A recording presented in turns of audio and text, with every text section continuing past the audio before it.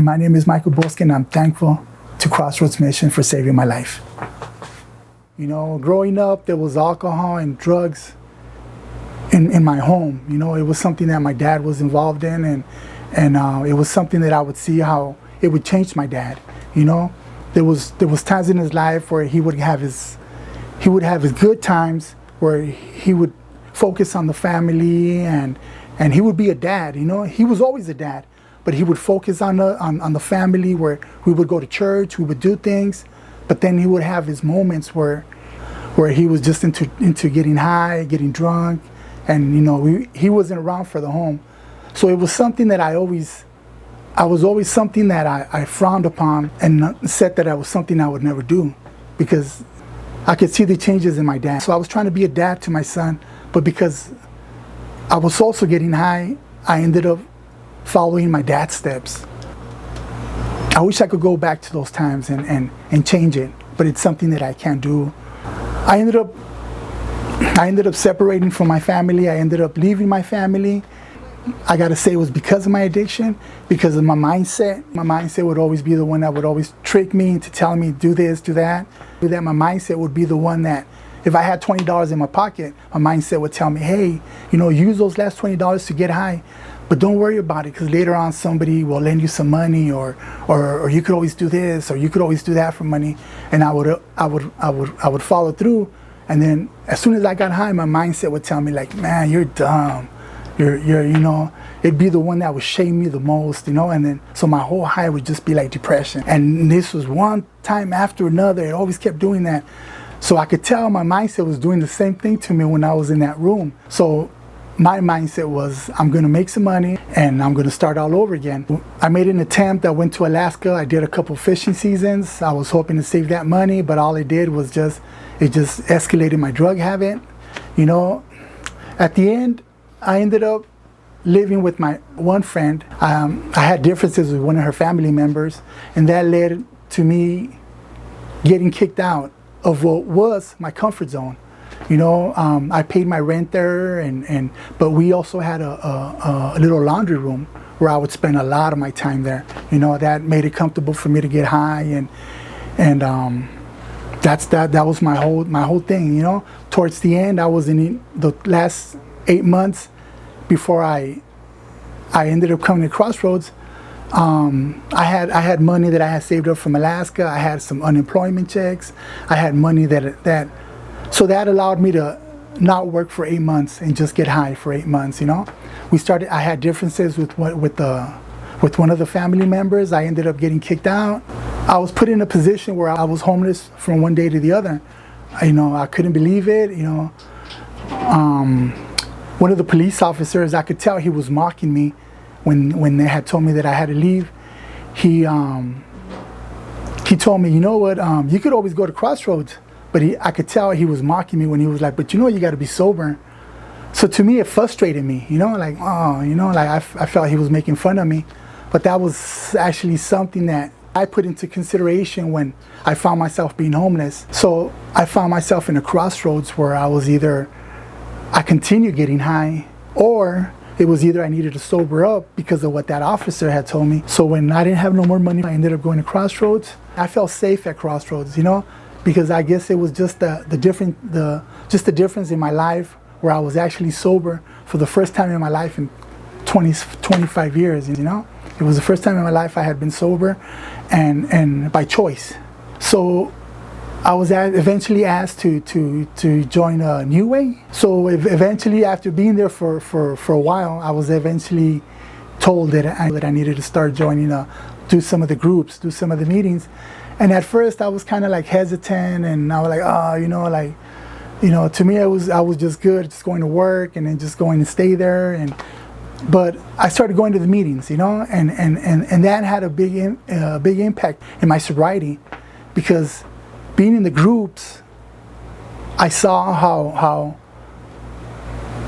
everybody was actually, a lot of the people that were there actually were going through what I had gone through. You know, it wasn't something that, you know, the shame that I carried. I realized that a lot of people that were there carried that too while they were in their addiction.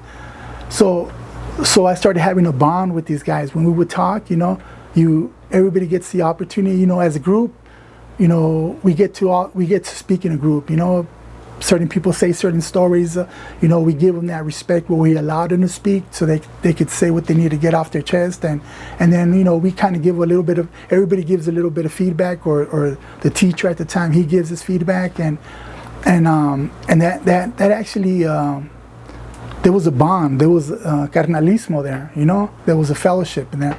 The most important thing that I learned in those groups was that I wasn't the only one that carried shame, that I wasn't the only one that had deprived their family, their kids. I learned that God has always been by my side, God has always protected me from a lot of situations that I put myself in. I put myself in a lot of bad situations throughout my addiction, and now that I look back, it wasn't that I had a lot of luck or that I was slick, or it was God was there, and that sometimes I would ask myself, wow, how did I get out of this one? What was it that took me out of this situation, and I realized God had been with me the whole time, and it was just me, because I carried that shame, that I wouldn't allow him to come into my heart, and being at Crossroads, I had that opportunity where I had that, to where I could actually give God that opportunity to restore me, Going to the meetings, you hear about people speak about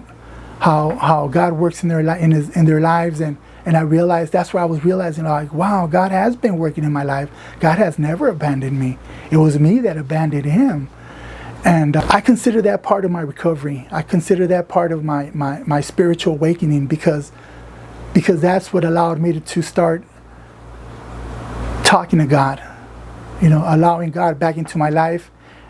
Then I started feeling that warmth of allowing God back into my life. So I sobered up. I have a good relationship with my family now, with God.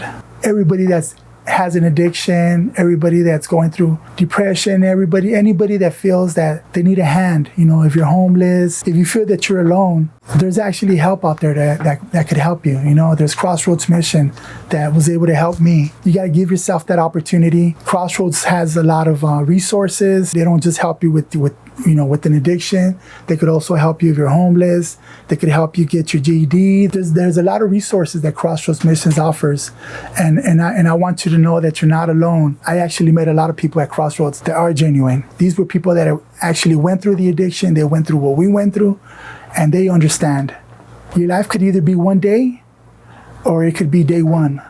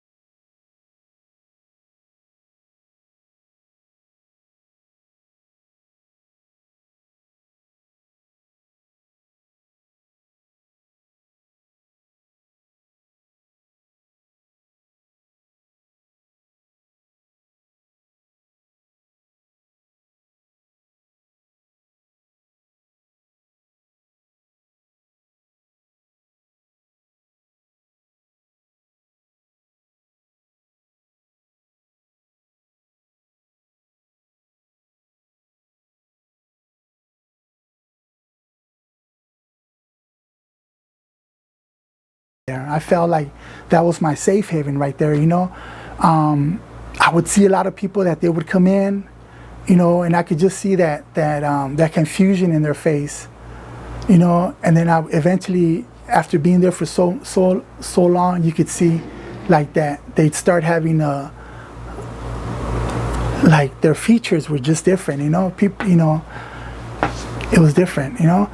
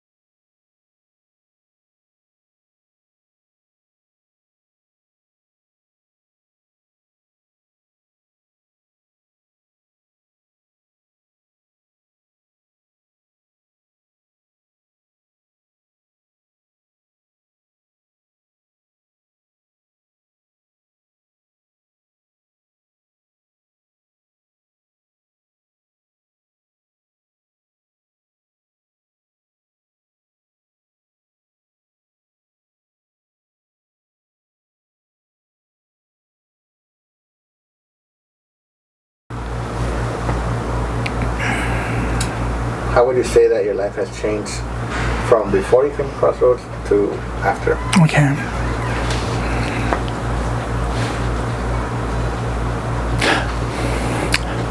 So even though I didn't want to leave Crossroads Mission, because that was my safe haven, that's where I felt safe, that's where I knew that I needed to stay sober. It wasn't even about needing to stay sober anymore. Now it was about, I didn't have the desire to get high anymore. You know, that was something that I always thought I was going to get high. I thought I was going to die getting high. I thought it was something that it was normal. My mindset was telling me that it was something that it was normal. But after realizing that it wasn't normal, you know, I had distanced myself from my family, from my kid, from my son. I realized that the life that I was living was not normal, you know. So learning from having that experience at Crossroads Mission, I felt like that was my safe place. I didn't want to leave, but eventually, you know, I had to leave. You know, I had to make room for the next man. And they helped me out. They helped me out with finding an apartment, you know? And this is what's crazy, bro. What's crazy is that the devil never stopped trying to get me back into my addiction, you know? When I started working at that restaurant, I was cleaning one of the bathrooms and I put one of the bags down and I heard a little clinking noise, you know, and that noise is, like, I knew what that little noise was when you tap certain kind of glass. I knew exactly what it was. And I was like, oh, I don't want to even open it, you know, but my curiosity, I knew why I didn't know. I was just curious for a reason. I open up the bag and I look and there's a pookie in there and it's full of meth. And I actually thought it was funny how the devil was working